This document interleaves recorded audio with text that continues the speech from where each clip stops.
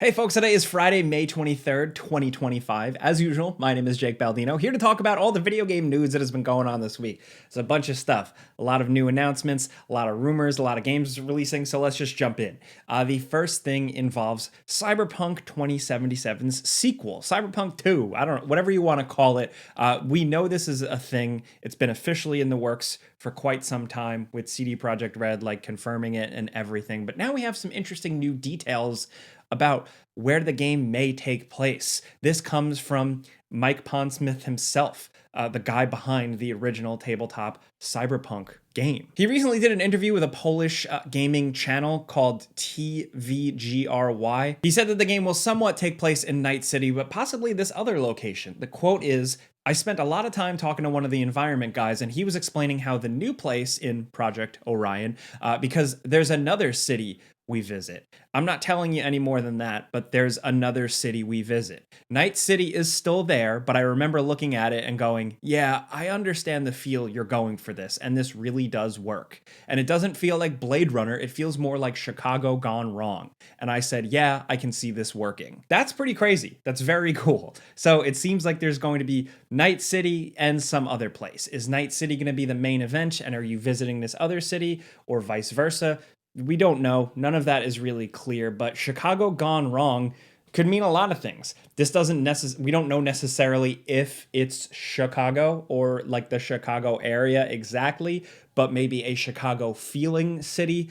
We don't know for sure, but I think that's exciting because if it is something Chicago-like, that makes for just a very different city style than something like Night City. Architecturally, layout-wise, climate-wise, it could be cool for providing a different feel for the game, but also just a different area of the Cyberpunk world, just something different. And the fact that the original Cyberpunk creator looks at this and looks at what CD Projekt Red is working on and says, this is cool, I dig this, that's a good sign. Honestly, it's a small thing, but I love just getting like a glint, a little glimmer of actual genuine information like this. It's good to hear. Because other than that, it's probably going to be a long time before we actually hear more officially about the game. We know that they're also working on The Witcher 4, so they have multiple teams now at this point, but for now, I'll take this little morsel. The other big thing this week was video game execs or leadership in hot water. Last week, of course, it was from the Bungie Marathon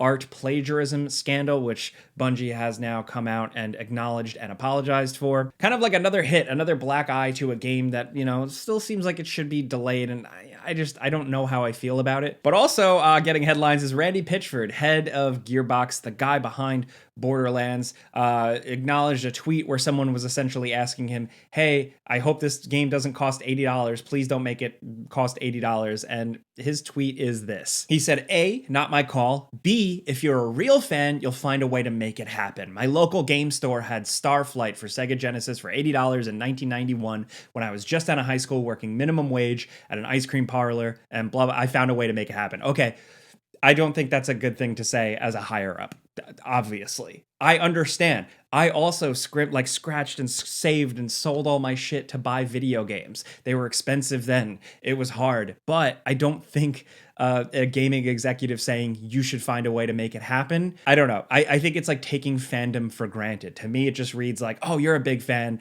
you'll figure out a way. Don't take that fandom for granted. You should earn it. I'm sure Borderlands 4 is just going to be pretty cool, but like it's just another like foot in the mouth situation that didn't really need to happen. You can always just not post on social media. Also, in other news, Resident Evil 9 has been in the conversation recently because, I mean, honestly, doesn't it just like, can't you feel it in the air? Can't you feel it in your bones? I certainly can. It just feels like a new Resident Evil announcement is coming at some point. We just feel like we're due, right? And thankfully, some new little bits of info have come out from Dusk Golem, who has posted on social media.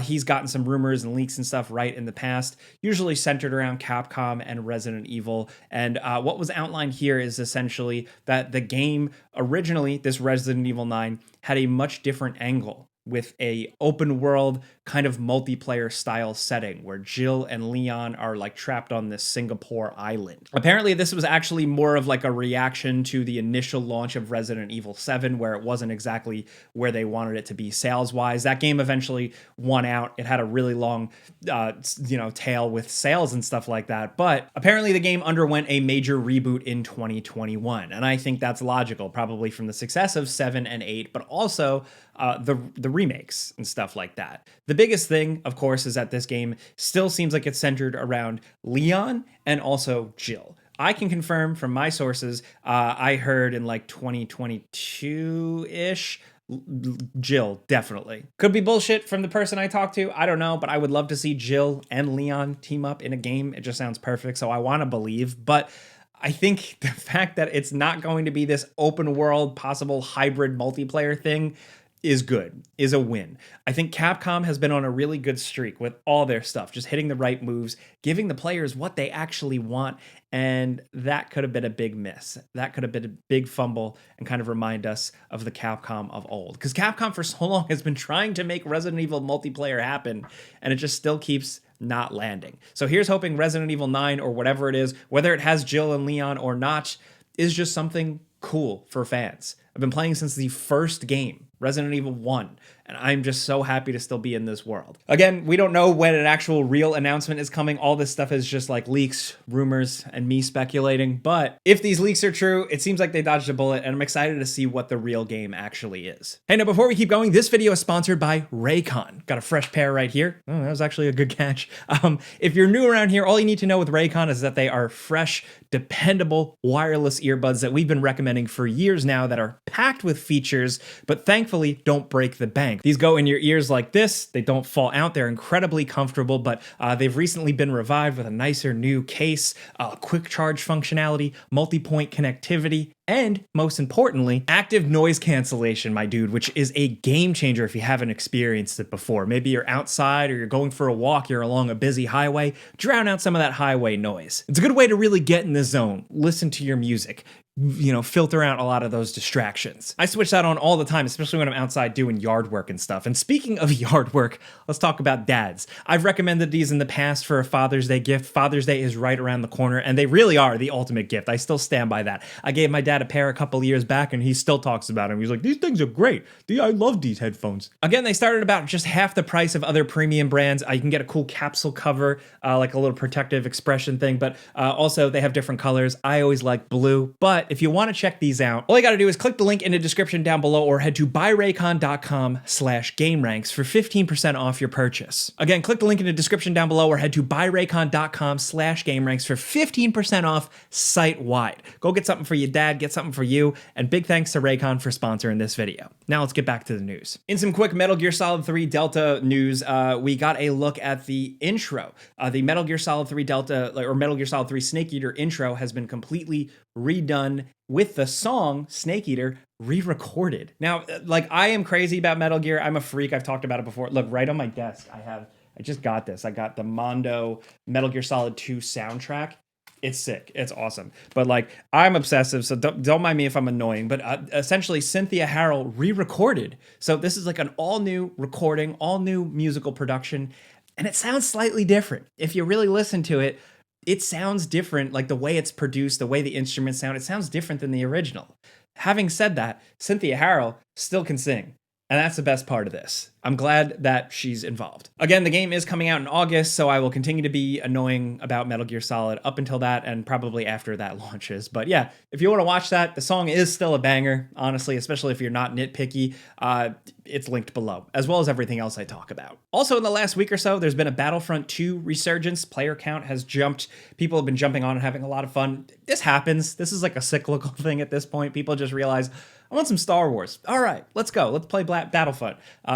With this, though, it seems like that doesn't necessarily mean a Battlefront 3 is coming anytime soon. I'll link this below. This comes from IGN with someone at DICE, like a developer at DICE, responding to player questions on Reddit, saying, I don't expect Battlefront 3 to be announced at the end of this rally. But overall, yeah, I think there are people who are talking about it. According to him, also, apparently, like the Battlefront 2 team, a lot of people went their separate ways. They're working on different games. They left that job to go work at different studios. So who knows? The Battlefront thing, it's like give people what they want. They're like right there. I could go for another one because the new Battlefront 1 was just kind of bare bones. The new Battlefront 2 was really bad at launch with all the microtransaction bullshit, but eventually blossomed into something incredible. So a Battlefront 3 could be the perfect storm for figuring everything out and just giving people even more. But for now, it seems like that's not happening. We know that they're working on Battlefield, so yeah. Next up, Warhammer 40k for you sweaty nerds had a bunch of announcements in the gaming world, some really cool stuff. An update for Dark Tide, as well as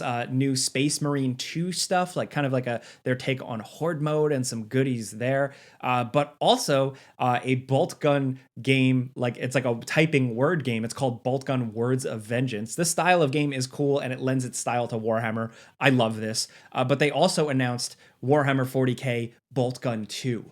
Boltgun 1 was like one of my favorite games the year it released. I love the boomer shooter retro style thing, and that just really scratched the itch for me, man. Even if I'm not a Warhammer big time person, like it was just a great shooter. So the fact that it's getting a sequel makes me really happy. Also, Space Marine 1 is getting like a remaster re-release. It's called the Master Crafted Edition with like, you know, some technical enhancements and some tweaks, some control tweaks, which is good. I'm glad you're doing this because I literally just replayed this. I replayed this on Steam Deck like a couple of months back, and yeah, I could have had this, but still, this is cool. Also, Dawn of War is getting a definitive edition, as well as a big announcement, a new CRPG. It's Warhammer 40k Dark Heresy. This is eventually going to be a big deal when it releases. Next up, what are we playing this week in terms of new game releases? A couple of things. First, I forgot to mention it last week. I'm sorry, but Capcom Fighting Collection 2 is out. So far, it seems like the community is enjoying what Capcom has really done here. Also, Onimusha 2, the Onimusha 2 like HD remaster, whatever you want to call it, is out. I actually didn't realize it was coming out this week, but that is very, very cool. Also, from Strange Scaffold, the people behind cool games like I Am Your Beast or El Paso Elsewhere, this is a licensed game, but a quirky one, TMNT Tactical Takedown. Also, Game of Thrones Kingsroad is out. We did a quick before you buy on that. That's like a PC and mobile Game of Thrones game that when you look at it, it looks like a real video game, but ultimately it's just a free-to-play mobile game. Ugh. Fest. Also, don't miss this kind of like GTA top-down chaos simulator, Deliver at All Costs. We've had our eye on this one for a while just because the gameplay looks awesome. And interestingly enough, it's one of Konami's kind of like weirder forays back into video games. Every so often they publish a kind of cool AA indie game, and this is one of them. I'm going to try and play that this weekend. But last but certainly not least, an Elden Ring movie is official. Yeah, after it was kind of like leaked and rumored like a week or so ago, people didn't really trust the source.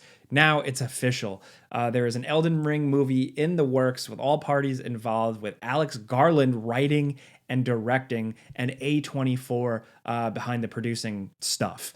Alex Garland, of course, made Annihilation, incredible. 28 Days Later, he worked on one of my favorite movies ever, Ex Machina. He also more recently made that Civil War movie. So this is interesting.